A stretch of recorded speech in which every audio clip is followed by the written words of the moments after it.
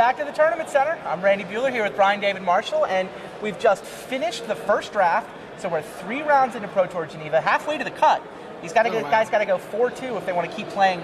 And we'll start out with an update on the draft we covered. So Shota Yasoka and Olivier Rouel, we watched the draft.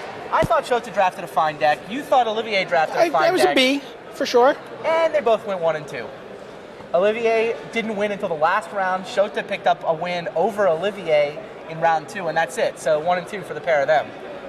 The real story on that table, though, and we'll look at the next visual, is a couple other French players. Raphael Levy, Maxime Hermes. Levy, the Hall of Famer, got inducted to the Hall of Fame at Worlds. He came into this draft in great shape. Hermes, these guys tested together is the thing I found most interesting. They were in the chalet. Okay. They were in the chalet which was featured in Ask the Pro.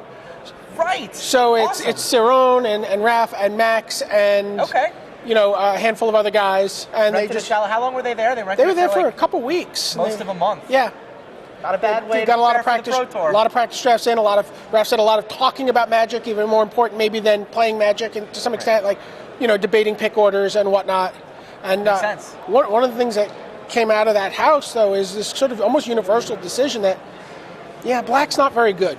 I have not heard anyone sing the praises of Black the entire weekend. Like, the one thing people know about Planar Chaos is that Black's the worst color. Everyone's looking around the table. It's like the old card playing Maximum. If you look around the table and you don't know who the Black drafter is, maybe it's you. Like, no one wanted to be the Black drafter. So the interesting thing that happened at this table is that it was Maxime Hermes who did have to be the Black drafter. Well, he opened Void. Right. And he felt Void was just too powerful a card for him to pass. Maybe he'll splash Black, maybe he'll be red-green, maybe he'll do this. And then he passed Trump the domains. We talked about that earlier. He passed Trump the domains to take Tysus. Okay. So he just said, I guess I'm the Black Mage. Void Tysus. That's a good enough reason to move in. And then he got paid off with a 3rd pick Endrixar. And what happened in the... He's the guy that got past Sengir Nosferatu. Yes. Right? In Pack 2, he opened up on Strangling Soot and then gets past Sengir Nosferatu. Again, you can look at all this in the draft viewer. You guys can sort of recreate the draft for yourselves. A 2nd pick Sengir Nosferatu. I mean, Sengir Nosferatu is... If passing Trump the domains is absurd, so is passing Sengir Nosferatu. It's just simply it's simply one of the top rares. Yeah. So Maxime is the Black drafter, Raphael Levy's the Hall of Famer, and Maxime got the job done. Took it 2 straight. Maxime is through. He wins that pod. We talked about the killer lineup on one side of the table where you had Levy and Rouel and Yasoka and Sam Gummersall, and it was Maxime Hermes that got the 3-0. Right. Sits undefeated going into the last pod. So playing in only his 4th Pro Tour compared to those guys playing 4 or 5 a year. So you talked about passing Endrixar. Now let's look at the next slide. Very similar story. Adam Chambers got past the 3rd pick Endrixar in the first pack, and he's looking at this thing and he's like, I've never lost with this guy in play. Like, 3rd pick, what is this guy doing in the pack? He hates Black. Thinks it's the worst color in the format. Everyone thinks that. But you know what? You should have somebody drafting Black. If you're going to get 3rd pick Endrixar, it's worth it to move in. So Chambers moves into Black for the Endrixar and runs the table. 3-0's his pod. So Adam Chambers is also 3-0, also with Black. Sort of the story of this first round of draft so far as Brian and I can tell. And if we go to the next slide, here's a feature match. It's a pretty good feature match. It's pretty exciting. World champion Makihito Mahara versus your pick to win it all, Andre Coimbra. Yeah, Andre went into this draft like everyone else we've mentioned, not wanting to be Black. He first picked Sarah Avenger. Okay. From the first pack, he liked white, wanted to be white. Yep. And he got past a Soot. Okay. Strangling Soot, 2nd pick. Got past a Tendrils of Corruption, 3rd pick, and made the move into Black. He took a Nightshade Assassin with his first pick in the 2nd pack. Okay.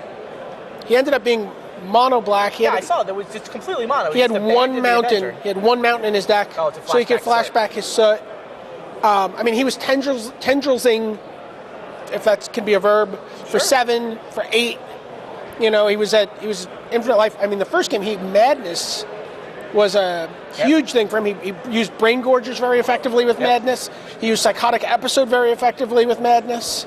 And obviously, Dark Withering is very, very effective with Madness. So Andre Coimbra got the job done. Beat the world champion. Took down the world champion. Makihito Mahara loses. Coimbra 3-0 going into the last draft set.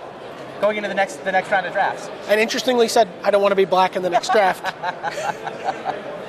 So that's pretty much the story here. We're 3 rounds in. You know, the 3-0s only need to win 1 more. The 1-2s have their back against the wall. So that's what the scene looks like. We're getting ready for the second set of drafts. And while Brian and I go watch those drafts, let's throw it to Richard Hagon. Richard was up on the slopes on the ski trip yesterday, and he talked to a lot of players about their predictions, both for this Pro Tour and for 2007 as a season. So take it away, Rich. It's the first Pro Tour of 2007. They say play the game, see the world. Well, we've brought a bunch of guys out to ski for the first time, from Paulo Vitor Dama de Rosa of Brazil at level 6, Shuhei Nakamura of Japan, down to guys on their very first Pro Tour. Each and every one of them has aspirations for the 2007 season, quite apart from breaking a leg. And here they are. I suppose winning a Pro Tour is always a goal, but reaching level 6 again would be pretty cool too. See a bit of the world and have some fun, I think. I hope level 5 this year, or level 6, I hope.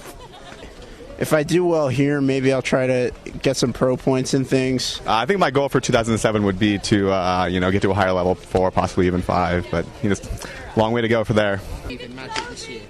Just have some fun and go some places, I guess. Just, travel around, enjoy it. I think that's pretty much it.